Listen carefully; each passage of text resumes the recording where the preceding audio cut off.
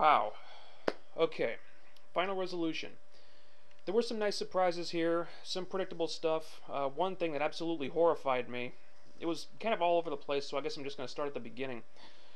I liked the opening video package a lot. It was really effective with the TNA stuff, intercut with all the real war footage. It set the stage really well.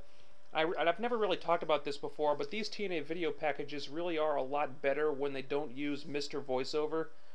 They they use that guy so much, it gets really excessive sometimes. And I agree with PS Power that it always seems like they're just taking a word out of the dictionary, defining it, and then apply it to the theme of the pay-per-view. And it gets old after a while, you know? I mean, change it up. I mean, when they use the show don't tell philosophy, these videos are a lot better. Anyway, Feast or Fired match. God help me, I'm giving this thing a thumbs up. And before you say anything, I need to clarify something. I said I hated the first Feast or Fired match, and I did. I stand by that. But the last time, it wasn't the match itself that made it so horrible. It was all the convoluted bullshit that happened afterward.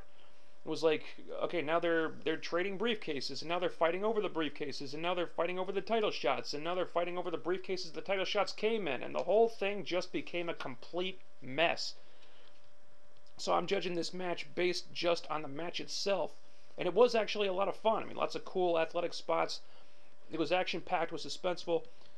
The crowd chanted Fallen Angel throughout that whole thing, and when Curryman got the briefcase, I actually let myself believe that they might actually be bringing him back, so cross your fingers on that.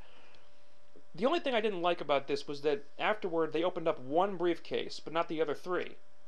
Okay, yeah, they needed to open up the one for the Motor City Machine Gun story to move along, but if you're not opening the other cases, you need to give some explanation why. You can't just open one and the rest on Impact and then leave it like that. You gotta have reasons behind the stuff you do. So I didn't like that.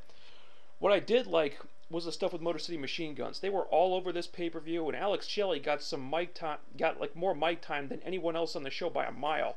I mean, they're definitely pulling the trigger with their heel turn now, and I can't wait to see what they do with Shelley and Foley on Impact.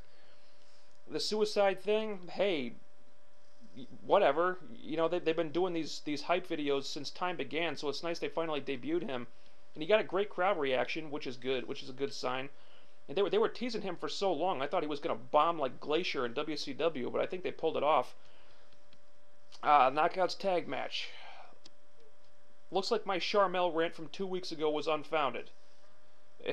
The way they booked Sharmell here was exactly the way she should have been booked, thankfully. I mean, they didn't put her over anybody. She did next to nothing. I mean, she tagged in when ODB was down, and when ODB got up, she got the hell out of there. And she ran away at the end, and that was it. So that was exactly the way it should have gone. The other 5 women worked really hard. They carried the match well. And something I liked here is that even though Taylor and Roxy's feud with Awesome Kong got cut short so they could hotshot this bullshit Christy Hemme push instead, the two of them still seem to be like buddies, you know? I mean, and for like a year now, we've had this heel tandem of the beautiful people, and they haven't really had a babyface tandem counterpart. I mean, there was Gail Kim and ODB for a while, but that's gone now. So I like that Taylor and Roxy are still working together as a unit, and with the double team moves and like hanging out together backstage and stuff.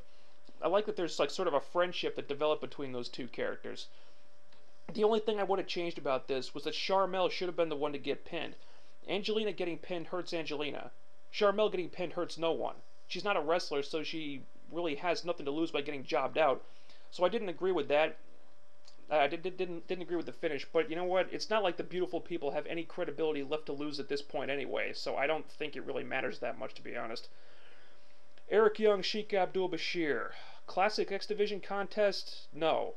But it was a pretty good match judged on its own merits. I like what Eric Young said prior to it, how he's been a shell of his old self, because, let's face it, he has. And now he's bringing back some of the stuff he used to do. I like that.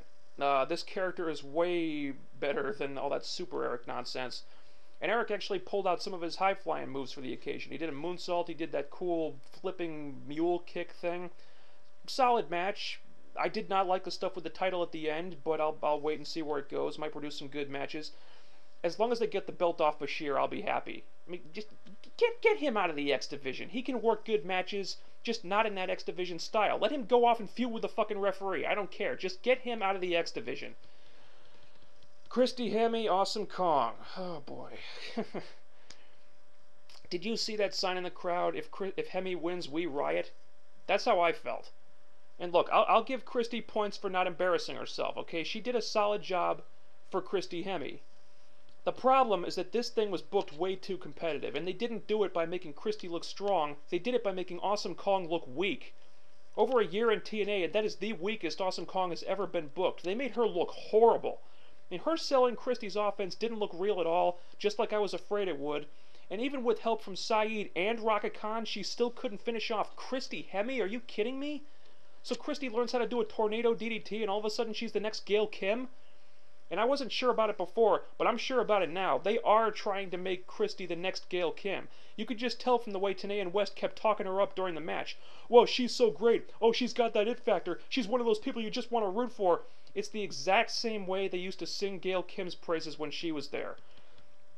Kong retains, thank God, but the way this ended, you just know there's going to be a rematch, and that scares the hell out of me. Out of all the women they have, I cannot believe they're giving this push to Christy Hemme. I don't get it. I'm completely baffled. The tag title match, pretty decent bout. I think they managed to rehabilitate Abyss slightly, showing that he at least wanted revenge on James Storm. And they teased with the bottle that he might be revisiting the hardcore thing soon, which I'm not against as long as they do it in moderation. Also, Matt Morgan's improving. I really don't understand the criticism about Matt Morgan. Is he a work in progress right now? Yeah. But you can see the potential there, and he is getting better, so I think people need to lay off Morgan. Angle and Rhino. Good match. The finish took away from it, though. Here's the problem, and I actually said this during the match. It was hard to really get into it because you knew the finish wasn't going to come until Angle's mystery guy came out, so I couldn't buy into any of the near falls. And I wasn't disappointed with Al Snow. I thought it worked as far as the connection to Foley goes. I mean, they didn't really hype up this mystery guy on Impact much at all beyond I'm going to have someone in my corner too, so it's not like I expected The Rock to show up or anything. I didn't like how it played out, though. Al Snow distracts Foley, so Angle hits Rhino with a chair and then pins him. That was about the laziest finish they could have possibly done. I mean, good match, bad finish. 8-man tag main event. The booking here confuses me. I have no idea why they keep booking the Mafia guys to always be on the offense and always control the pace of these matches, because the frontline guys are much better workers. When they control the action, it makes a much better match. Having said that, I mean, this wasn't bad. I mean, I didn't understand what they were I didn't understand what they were going for. I mean, they made AJ look strong, but I don't know what they're doing with Samoa Joe. He should not be booked that week. He should be the one beating down the Mafia guys, not the other way around. I hope this is going somewhere good. Because right now, I want Joe to just get fed up and snap, go completely off the reservation like he did with Booker T at Victory Road, and just start destroying people. They need to bring him back to that badass, sadistic killing machine he used to be. And if they got to get him away from the other frontline guys to do that, then maybe that's what they should do. Anyway, Final Resolution turned out, pretty decent, I have to say. I mean, my expectations for this thing were very low going in. And considering TNA had to move off their original date, and they knew the Manny Pacquiao-Oscar De La Hoya fight was going to steal their thunder, this probably was just a throwaway pay-per-view to them.